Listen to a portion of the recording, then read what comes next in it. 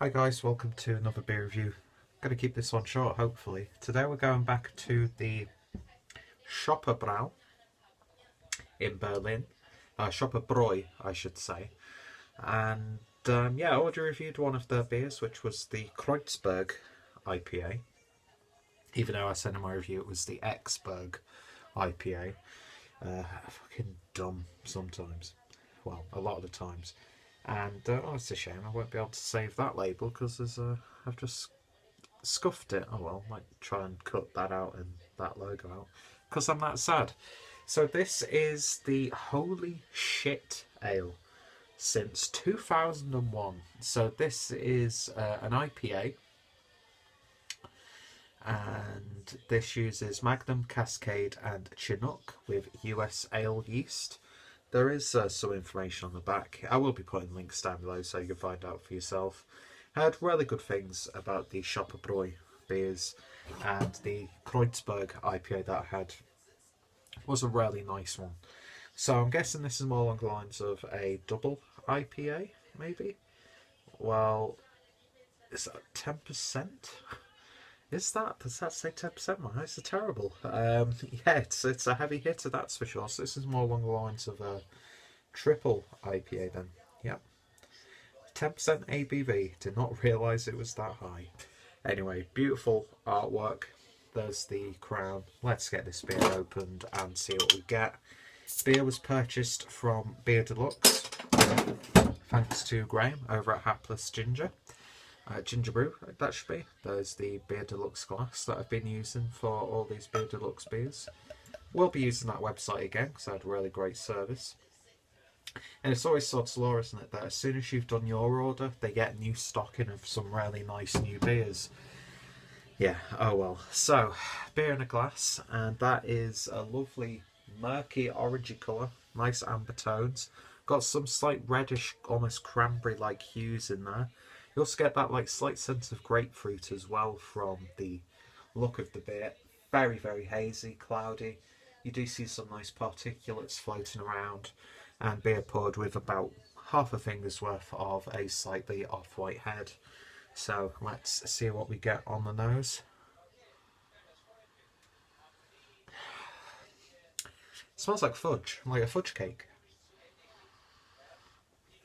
Definitely getting caramel malts in there.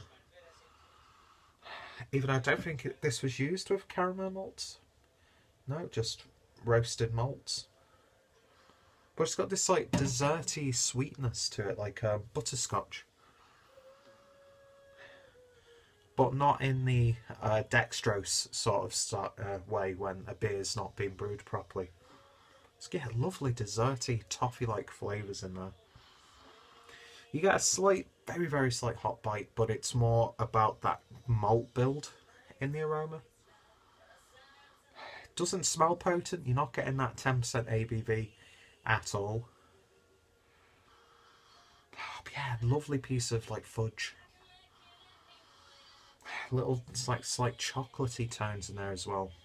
Smells interesting. I thought it'd be like a rampage of hops coming out of the glass, but it wasn't, and hopefully we get a little bit more of that hop character in the flavour. Anyway, let's see what it tastes like. Chills.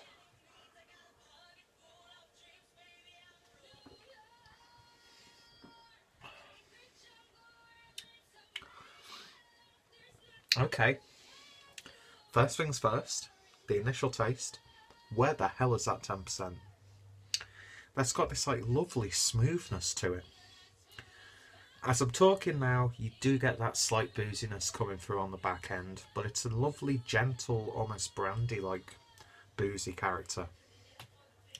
Very subtle. I am getting that like toffee, butterscotch sort of flavour in there, like I got in the aroma.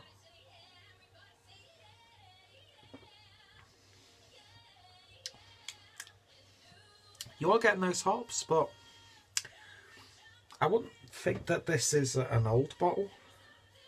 I can't really see by the marks on there from the label.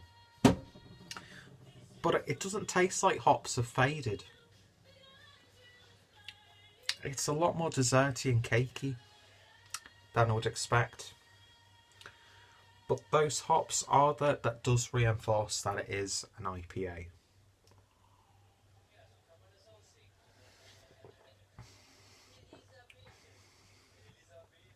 That's not 10% at all. Seriously, you could cause some damage with this beer, seriously. It's definitely a holy shit ale in that regard. Beautifully masked.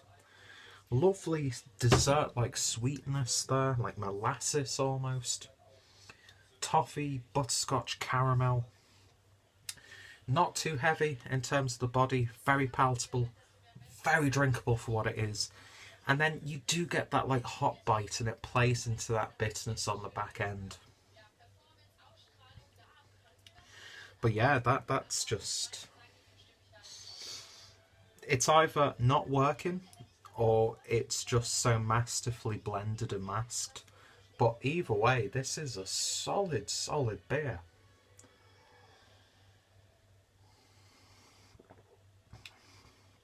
I almost get like Werther's original sort of sensation on this, with like a slight creaminess in flavour, not in terms of the actual consistency. I really like that, and I'm not even too sure if this is a prime example of the beer. That is amazing. Look at that. I'll put the rest of that in, see if it changes.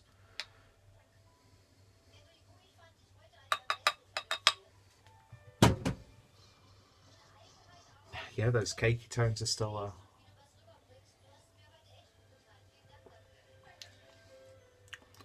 You get that's a little bit more hoppy. But yeah, that is probably the most drinkable 10% ABV beer that I've ever had. Now I'm talking slight alcohol warmth, hop like oils and resins are coming through. It's like it develops after you've swallowed. That's a weird and wonderful beer, and whether it's what this beer should be, or if there has been a mishap, or if it has aged a little bit longer than it should have, I get no inclination that there's anything wrong with this beer. But it's totally not what I was expecting. I was expecting with a name like Holy Shit Ale and it being an IPA that your mouth would be just bombarded with hop attack after attack after attack. But it's amazing how balanced this is. Yeah, some people may be disappointed with the beer like this. They might build up a bit too much, but for me personally, I think this is a wonderful beer. It's stronger, more bitter. Just reading the German on the back. The big brother of the IPA. Yeah, it's like the mature big brother, not the arrogant renegade big brother. Yeah, that's a lovely beer. In terms of a rating, I'm going to give that a 9 out of 10. That's two beers that I've had from the Schoppe Bräu brewery, and I've enjoyed both of them, and I will be trying more of them in the future. If you have tried this one or any of the other beers from this brewery, let me know in the comments down below which ones you've enjoyed and that sort of thing. What are some of your favourite really high ABV IPAs? You know, we get like 40% IPAs and stuff now. And yeah, check out Bier Deluxe down below as well. So thank you guys for watching, and I shall hopefully see you later. Cheers.